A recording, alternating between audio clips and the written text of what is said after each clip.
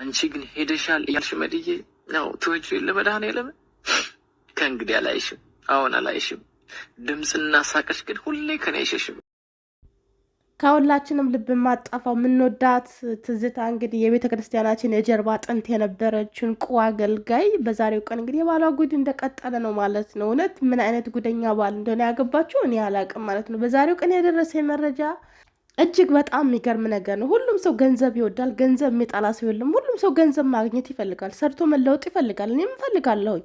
ግን በዚህ ደረጃ ሰው ልጅ ሰው ገንዘብ ላይ እንደዚህ አይኑን ትኩረት ማድረጉ በጣም የገረመኝ። በጣም እየተገረምኩኝ ይህን ቪዲዮ ነው ስለመነጋገር በጣም እያሰብኩ ነበር። ልስራው ወይ ልስራው እያልኩኝ ያወጣው እያወረድኩኝ። ቤተሰቦች ግን እናንተ መስማት አለባችሁ። ምክንያቱም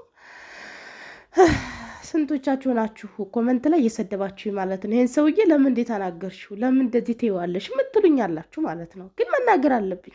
ምክንያቱም እንደዚህ አይነት ጋጦጥ ወንድ ብናገረው ባልናገረው እናንተ ቆይ ለምንድነው ተቆርቋሪ ጠበቃ የሆናችሁት? እኔ ግርም እያላችሁ ነው። የእናንተ ደግሞ በሰ የእናንተ ነው ከሱ ይልቅ የእናንተ ነገር እየገረመኝ ነው ያለው ማለት ነው። የዛሬውን መረጃ ስነግራችሁ ግን እናንተ ራሳችሁ ትገረማላችሁ። እስከዛሬ የተናገራችሁኝን ሁሉ ይቅርታ እንደምጠይቁኝ አልጠራጠርም ማለት ነው። መጀመሪያ ግን ሰላም አላልኳችሁም፣ ሰላም ልበላችሁ። ምክንያቱም ከምንም ነገር በላይ ቀዳሚ ሰላም ስለሆነ ማለት ነው። ምክንያቱም እኔም በዚህ ሰዓት እንደዚህ ለእናንተ ይህን መረጃ እያደረስኳችሁ ያለሁት ሰላም ስለሆንኩ ነው ማለት ነው። ሰላም ሰላም፣ ውድ የተከበራችሁ ቤተሰቦች እንዴት ናችሁ? ደህና ናችሁ? እኔ ያለው እግዚአብሔር የተመሰገነ ይሁን። እናንተም በያላችሁበት ዓለም ቅርንጫፍ እንደየሰዓታችሁ አቆጣጠር የነጋባችሁም የመሸባችሁም የረፈደባችሁም ሰላማችሁ በክርስቶስ ብዝት ትርፍልኝ እላለሁ ማለት ነው። ወደሚቀጥለው መረጃ ሲሄድላችሁ እንግዲህ በዛሬው ቀን የደረሰኝ መረጃ በጣም እውነት ግርም ምን ያለኝ በቃ ግርም። በዚህ ሰዓት በዚህ ልክ ነው ወይ እኛ የተጨካከን ነው? በዚህ ልክ ነው ወይ የተረሳሳ ነው? በዚህ ልክ ነው ወይ ገንዘብ ያፈቀር ነው? ገንዘብ የወደድ ነው? ለገንዘብ ሙት የሆን ነው? አዎ ለገንዘብ ተብሎ ብዙ ነገር ይደረጋል። እኔ ራሱ ለገንዘብ ብዬ ቤተሰቦችን ጥዬ ይኸው ስንት ዓመቴ እንኳን ቤተሰቦችን ሄጄ አልጠየኩም። ለገንዘብ ነው። ግልጽ ነው በቃ። ይሄ ምንም መደባበቅ አንችልም። አንዳንድ ጊዜ ገንዘብ ፍቅር ይበልጣል። ፍቅርም ቢሆን ገንዘብ ያስፈልገዋል። ገንዘብ ከሌለ ሁሉ ነገር ከንቱ ነው። አሁንም ትላንትናም ነገ የምምለው ነገር ነው ይሄ ነገር ማለት ነው። እና ምንም ምሽፎነፎን የምንደባብቀው ነገር አይደለም። አለቃ። በጣም የምንወደው ኮሜዲያን እሸቱ እንግዲህ ምን ይላል? ገንዘብ ከሌለ ፍቅር ባዶ እግርን ሱዳን ካርቱም እንደመግባት ነው ይላል። እኔ ግን ሱዳን ካርቱም መግባት በጣም ቀላል ነው ብዬ ነው ማስበው። በጣም ቀላል ነው። ግን ገንዘብ ከሌለ ፍቅር መጀመር ማለት በባዶ እግር ዱባይ መግባት ማለት ነው። ይቻላል እንዴ? በዱባይ እንግዲህ ባህር የለ ምን የለ በጣም ከባድ ነው። እንዴት ነው በሰማይ ላይ ሰው ተንሳፎ የሚገባውና የማይሆን ነገር ማለት ነው ባጭሩ። ቤተሰቦችና ስነግራችሁ ግን ዛሬ እውነት የመጣሁበት ነገር የሚያስቅ አይደለም። ግን እንደው ምሳሌው ልንገራችሁ ብዬ ነው። ፍቅር ክርስቶስ ብቻ ነው በቃ። እንደ ሰውኛ ፍቅርን ለማስቀጠል ገንዘብ ያስፈልጋል ጎበዝ። በዚህ ነገር እኔ በጣም በተደጋጋሚ የማይሆን ነገር ያኔ ገንዘብ ነው የምንሰራው ለገንዘብ ነው ለመለወጥ ነው ምናምን ስንላቸው ከኢትዮጵያ መጥተው 1 ዓመትም ሆነ 2 ዓመትም በቃ የተወሰነ ጊዜ ከተቀመጡ በኋላ አረ ፍቅር ይበልጣል በቃ ይረሱታል። ብራቸውን ለወንድ 6 ዓመት 7 ዓመት ይቀልቡና በመጨረሻ በቃ እንደዚህ ሆንኩኝ ከኔ ተማሩ፣ እንደዚህ ሆንኩኝ ከኔ ተማሩ። ቁም ነገር እንደያዘ ሰው ማለት ነው። ምንም ቁም ነገር የላቸውም እኮ የምንማርበት ነገር የለም።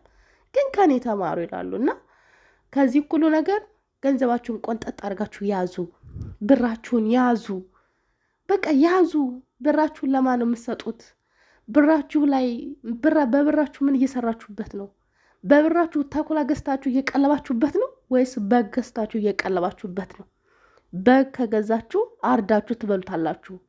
ተኩላ ከገዛችሁና ከቀለባችሁበት ደግሞ ያ ተኩላ ሲደልብ እናንተን ይበላችኋል ማለት ነው። እና ምርጫው የናንተ ነው። በእናንተ ህይወት አልወስንም እኔ። ነገር ግን እንደ ማንኛውም ሰው በነፃነት ሀሳብ አስተያየቴን አሸራሽራለሁ። ማንም ሰው አይከለክለኝም ማለት ነው። እና ዛሬ መክራችሁ ምንድነው?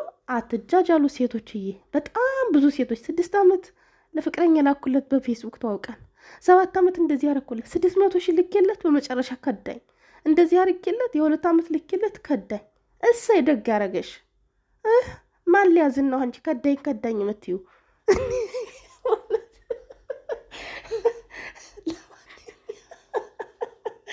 ለማንኛውም ቤተሰቦች አንዳንዴ በቃ የሆነ በጣም ስሜታዊ ስለሆንኩ ነው እና ምልላችሁ ነው ወደ እንትኑ ስገባላችሁ ማለት ነው። ወደ መጣሁበት ልግባላችሁ። እውነት በቃ የሆነ በተለይ በጣም ስለምናድድ ነው። በቃ ምን እንደሚሆኑ አላውቅም። ከመጡ 6 ወር ከሞላቸው በኋላ ቀየር ይላሉ፣ አላማቸውን ይረሳሉ። ሁሉም ናቸው አብዛኞቹ። ከስንት አንዱ ነው ልባም ሰው አላማውን ማንነቱን የተሰደደበትን ምክንያት የማይረሳው እንጂ አብዛኞቹ ዘልዛላና ዘልዛላ ናቸው። መጨረሻቸው ወይ አያምር ወይ ደስተኛ ሆነው አይኖሩ ወይ ምን በቃ እንዲሁ በቃ እኔ እንጃ በቃ ሳስበው ራሱ ይገርሙኛል። እና ያው በቃ እና ምን ይላሉ ፍቅር ይበልጣል፣ ፍቅር ይበልጣል። ወይ አቋም የላቸው ወይ ትዳራቸው ጥሩ አይደል ወይ ገቢያቸው ጥሩ አይደል ወይ ምናቸው በቃ ምንም እኮ የሚያስተምር ነገር የላቸውም በቃ በህይወታቸው። ግን ፍቅር ይበልጣል ይላሉ በባዶ ሜዳ ላይ ማለት ነው። እና ፍቅር እንደኔ ክርስቶስ ነው። ሁሉንም ሰው ልንወድልና ፍቅር ይገባል። ፍቅር ደግሞ ከውስጣችን የሚመነጭ ነገር ነው። በውስጣችን ነው እንጂ ያለው ከሌላ ሰው የምንጠብቀው ነገር አይደለም። እና ባለን ነገር ራሳችንን መውደድ፣ ራሳችንን ማክበር፣ ገንዘባችንን መያዝ አለብን ብዬ አስባለሁኝ። አሁንም ቢሆን ገንዘባችሁን ቆንጠጥ አድርጉ። ፍቅር ነው እያላችሁ ላያችሁት ሁሉ ብራችሁን ባትበትኑ በጣም ደስ ይለኛል። ቤተሰቦች ወደ ገደሉ ስገባላችሁ አንዳንድ ጊዜ ያለ ፕሮግራሚ በቃ ማውራበት ነገር በቃ ማውራትም አልፈልግም። በእንደዚህ አይነት ሴቶች መጓተት አልፈልግም እና በቃ ያለ ርዕሴ ብዙ እንዳወራ አደረጉት። በዚሁ አጋጣሚ ግን የእናንተ ምርጫ የትኛው ነው? ፍቅር ያሸንፋል ብላችሁ በየፌስቡኩ በየሚዲያው ለተዋወቃችሁት ወንድ እድሜያችሁን በሙሉ ገብራችሁ ብራችሁን ትሰጣላችሁ ወይ? ለወንድ ልጅ ብር መስጠት ማለት በነገራችን ላይ በዚህ አጋጣሚ ምናልባት የነገ ባል ይህን ቪዲዮ እያዳመጥክ ከሆነ እባክህ አንዴ ቆም አድርገው። ለአንተ ስለማይሆን ደግሞ ይህን ሰምተህ እንዳይከፋ አንድ ጊዜ ስክሎር አድርገው ማለት ነው። እናቶች የምልላችሁ ነው ለወንድ ልጅ ብራችሁን መስጠት፣ ለወንድ ልጅ ህይወታችሁን እድሜያችሁን መገበር ማለት ባጭሩ ተኩላ መቀለብ ማለት ነው። ተኩላ ቀለባችሁ ማለት ደግሞ ነገ ጠዋት ተኩላው ሲያድግና ሲደልብ ምን እንደሚያደርጋችሁ ለእናንተ አልነግራችሁም ማለት ነው። እና የእናንተ ምርጫ የቱ ነው? በጉም ማደለብ ነው ወይስ ተኩላውን ማደለብ እያልኩ እየጠየቅኳችሁ ቀጥታ ወደ መረጃ ያቀናለሁ ማለት ነው። የዛሬ መረጃ እንግዲህ ደረሰኝ። የትዝታ ባለቤት የትዝታ ሙሉ ንብረቷን ዘርፎ ነው የጠፋው ማለት ነው። ምንም ቤቷ ውስጥ ያስቀረው ዕቃ የለም።